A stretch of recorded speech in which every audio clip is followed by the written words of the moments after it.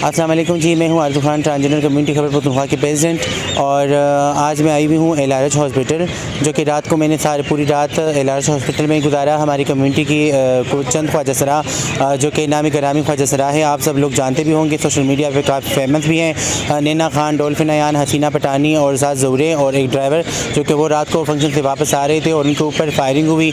उस फायरिंग में उनकी गाड़ी के ऊपर काफ़ी फायरिंग में उसकी जो गाड़ी के अंदर वो ट्रांसजेंडर थे वो शदीद ज़ख्मी हुए। उसमें जो नैना खान है वो ज़ेर इलाज है, काफ़ी सीरियस है। ये मेरे पीछे LRH की वार्ड नज़र आती होगी, इसमें वो ज़ेर इलाज पड़ी हुई है।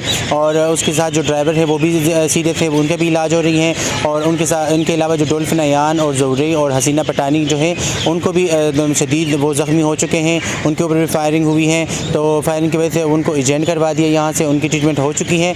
और अभी मैं यहाँ पर आई हुई हूँ हॉस्पिटल में, तो यहाँ की LRH के हॉस्पिटल की डॉक्टरान से, आला अफसरान से, सिक्योरिटी गार्ड से मैं शुक्रगुज़ार हूँ कि उन्होंने बहुत अच्छे तरीके से हमारे साथ कोऑपरेशन किया और उनकी इलाज जो है वो जारी है। जी, थैंक यू।